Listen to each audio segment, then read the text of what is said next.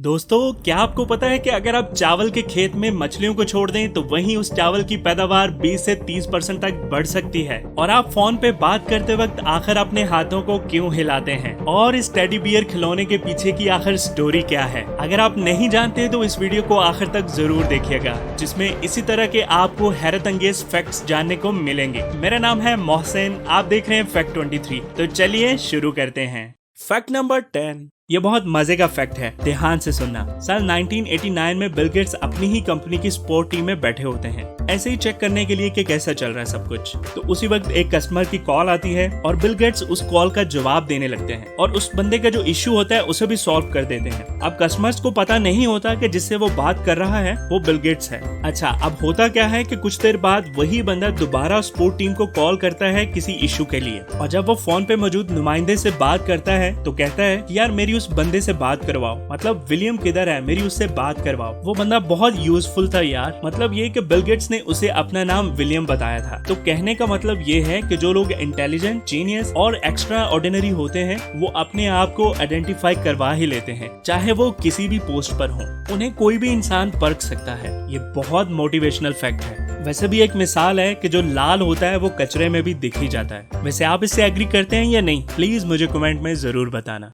Fact number 9।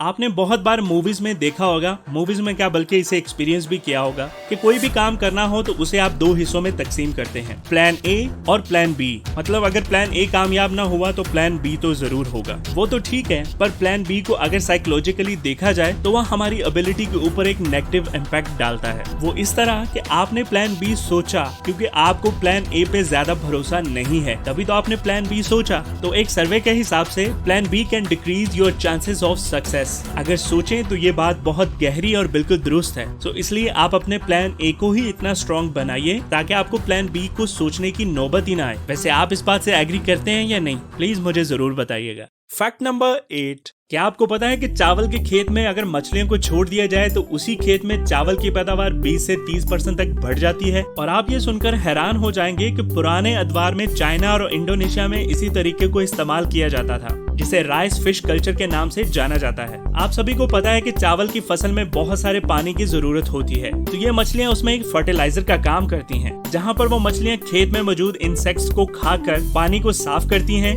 वहीं वो इस पानी में हर जगह जाने की वजह से पानी में मौजूद ऑक्सीजन की सर्कुलेशन को बढ़ा देती हैं, जिसकी वजह से उस खेत में चावल की प्रोडक्शन में 20 से 30% इजाफा हो जाता है। और आप ये सुनकर मजीद हैरान हो जाएंगे कि आज की डेट में इंडोनेशिया इसी टेक्निक को दोबारा अपने खेतों में शुरू कर रहा है, जिसके चलते वो चावल की मिकदार में 20 से 30% इजाफा कर पाएगा। मुझे ये ट्रिक बहुत मजे की लगी, जिसके सच में बहुत सारे फायदे हैं। Fact number 7। आपने अक्सर लोगों के मुंह से सुना होगा कि किसी भी वेजिटेबल या फ्रूट को धोकर खाना चाहिए, जबकि बहुत सारे ऐसे अफराद हैं जो इस बात को सीरियसली नहीं लेते। तो आई एम श्योर इस वीडियो को देखने के बाद आप किसी भी वेजिटेबल या फ्रूट को एक बार क्या बल्कि बार बार धोकर खाना पसंद करेंगे। दोस्तों, बहुत सारे लोगों को शायद पता ना हो कि वेजिटेबल्स और फ्रूट्स के ऊपर अलग अलग किस्म के छोटे छोटे बग्स ग्रो करते हैं, जिन्हें आमतौर पर देखा नहीं जा सकता। लेकिन जैसे ही किसी भी फ्रूट को माइक्रोस्कोप की मदद से देखा जाए तो सीन ही कुछ और होता है। इस वीडियो क्लिप में स्ट्रॉबेरी को माइक्रोस्कोप की मदद से दिखाने की कोशिश की जा रही है, जिसमें आप आसानी से देख सकते हैं कि किसी भी स्ट्रॉबेरी के ऊपर इसी तरह के बग्स रहते हैं, जिन्हें अगर आप खा लें तो यही बग्स आपके लिए काफी गंभीर सूरत हाल पैदा कर सकते हैं। लेकिन अच्छी बात यह है कि आप किसी भी फ्रूट या वेजिटेबल को अच्छे तरीके से धोते हैं तो इन टाइनी बर्ड्स में इतनी ग्रिपिंग नहीं होती कि ये इनके ऊपर ठहर सकें।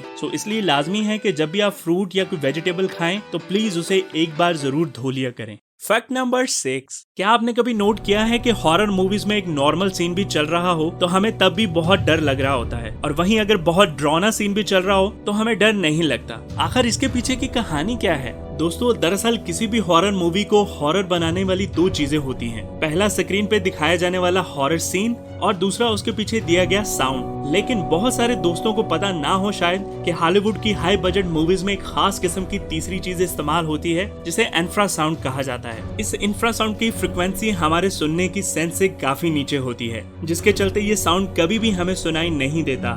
लेकिन इसी साउंड की वजह से हमारा मिडल ईयर काफी तेजी से और अलग तरीके से वाइब्रेट करना शुरू कर देता है, जिससे हमारे दिमाग में एक रिएक्शन होने लगता है जो हमारी हार्ट बीट, घबराहट, एंजाइटी और शिवरिंग को बढ़ा देता है, जिसके नतीजे में हमें एक नॉर्मल से सीन में भी घबराहट होने लगती है। तो हमेशा याद रखें, नेक्स्ट टाइम जब भी आप कोई हॉरर सीन देखें तो डरने या घबराने की जरूरत तो बिल्कुल भी नहीं है। ये सिर्फ एक इंफ्रासाउंड है और कुछ भी नहीं, ठीक है। फैक्ट नंबर 5, आपने एक चीज जरूर नोट की होगी कि जब आप फोन पर बात कर रहे होते हैं तो आप एक जगह पर खड़े रहकर बात नहीं कर पाते। आपका दिल करता है कि चल फिर कर बात की जाए। अब ऐसा क्यों होता है? ऐसा इसलिए होता है कि हमारी बॉडी जेनेटिकली कम्युनिकेट करने के लिए ही बनी है। हमारी बॉडी के पार्ट्स का हिलना लाजमी है, जैसा कि हमारे हाथ और हमारे एक्सप्रेशन वगैरह, क्योंकि आपकी बॉडी नेचुरली इस चीज के लिए ही प्रोग्राम्ड हुई है। आप फोन करते वक्त आपने फोन तो कान पे लगाया होता है, लेकिन आपकी बॉडी चूंकि स्टिल नहीं रह सकती, इसलिए आप चलते फिरते बात करना पसंद करते हैं। और भले ही कोई आपको ना देख रहा हो, पर फिर भी आप अपने हाथों और अपने एक्सप्रेशंस का इस्तेमाल करते हैं। तो ऐसा एक्चुअली एवोल्यूशन के चलते हुआ है, क्योंकि हमारे आबाओ-अजदाद ने बहुत सारी सिचुएशनल स्ट्रगल को फेस किया है, जिस वजह से वो जीन्स आज भी हमारी बॉडी में मौजूद हैं।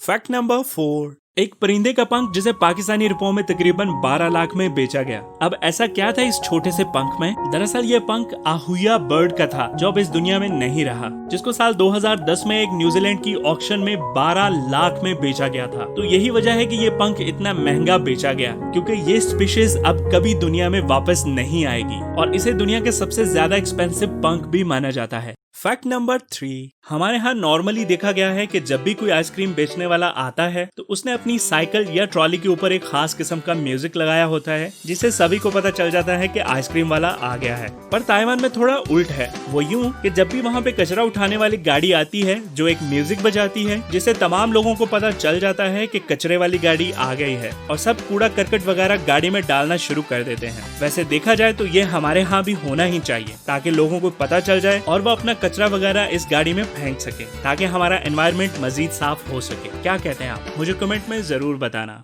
फैक्ट नंबर 2, दोस्तों आपने अपनी जिंदगी में कभी न कभी टेडी बियर से खेला या उसे देखा जरूर होगा, लेकिन क्या आपने कभी सोचा है कि इस कैरेक्टर को दुनिया के सामने कब और किसकी वजह से मुतारफ करवाया गया? नहीं तो कोई बात नहीं, मैं हूं ना आपको बताने के लिए। एक्चुअली ये कहानी स्टार्ट होती है 14 नवंबर 1902 में, जब अमेरिका के 26वें प्रेसिडेंट डी रोजावेल्ट को मिसिसिपी के गवर्नर एंड्रयू एच लगिनो ने बियर हंटिंग के लिए इन्वाइट किया। दोनों बियर हंटिंग के लिए निकल पड़े, लेकिन उस पूरी ट्रिप के दौरान किसी भी हंटर को, इवन प्रेसिडेंट को, एक भी बियर हंट करने के लिए नहीं मिला। लिहाजा हंटिंग से मायूस होने के बाद वापसी पर प्रेसिडेंट के एक बंदे को छोटा काला भालू दिखा। उस भालू को देखते ही उस बंदे ने उसे दरख्त के साथ बांध दिया और प्रेसिडेंट से बोला गया कि आप इस भालू को शूट कर दीजिए। जैसे ही प्रेसिडेंट ने उस छोटे भालू को देखा तो उन्हें उस पर तरस आ गया और प्रेसिडेंट ने भालू को मारने से इनकार कर दिया। अब चूंकि उस वक्त में बियर हंटिंग को ब्रेवरी का एक्ट माना जाता था, पर जब प्रेसिडेंट ने इनकार कर दिया तो ये चीज अखबारों में छपने लगी, जिसमें प्रेसिडेंट का मजाक उड़ाया जाने लगा। इन्हीं पॉलिटिकल कार्टूनिस्ट में से एक था क्लिफर्ड बेरीमैन, जिसने इस इमेज को बड़े पैमाने पर प्रिंट करवाया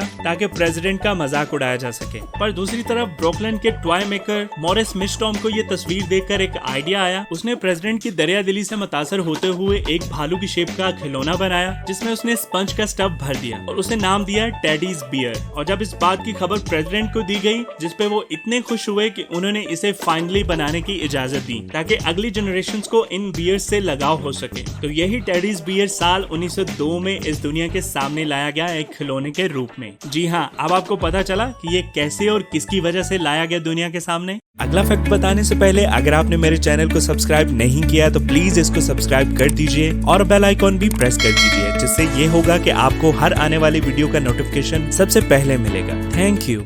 फैक्ट नंबर 1, जैसा कि आपको पता है कि लाइटर या माचिस से आप किसी भी चीज में बाआसानी आग जला सकते हैं, पर जरा सोचिए कि आपके पास ये चीजें ना हो तो आप कैसे आग जलाएंगे। तो ये काम आप एक लेमन से भी कर सकते हैं। दोस्तों अभी जो वीडियो में आप देख रहे हैं उसमें एक लेमन की मदद से लकड़ियों में आग जलाई जा रही है, लेकिन फिर सोचने की बात यह है कि लेमन से आग भला कैसे जलाई जा सकती है। तो चलिए मैं आपको बताता हूँ। दरअसल किसी भी लिविंग थिंग जैसे कि पोटैटोज या लेमन वगैरह में इलेक्ट्रोलाइट्स होते हैं, तो ये रिएक्शन कुछ इस तरह से करते हैं कि आप इस लेमन में एक रॉ में कॉपर की कीलों को लगा दें और ठीक उसके सामने जिंक की कीलों को लगा दें एक सीक्वेंस में। इन कीलों को लगाने के बाद एक ऑर्डिनरी वायर से कुछ इस तरह से जोड़ें, जिससे लेमन में मौजूद एसिड इन कीलों के साथ रिएक्शन शुरू कर देगा और इसमें मौजूद इलेक्ट्रॉन्स इन कॉपर की कीलों की तरफ तेजी से बढ़ने लगेंगे और साथ ही पॉजिटिव चार्ज जिंक की तरफ बढ़ने लगेगा और हमें बैटरी की तरह का एक पॉजिटिव और नेगेटिव चार्ज मिल जाएगा, जिसके चलते एक इलेक्ट्रिक स्पार्क को जनरेट किया जा सकता है, जैसा कि आप इस वीडियो में देख रहे हैं। और यही इलेक्ट्रिक स्पार्क किसी भी चीज को एक लाइटर या माचिस की तरह जला सकता है। इसी चीज को मुश्किल वक्त में जब इंसान सरवाइव कर रहा हो तो इसे बहुत हेल्पफुल माना जाता है।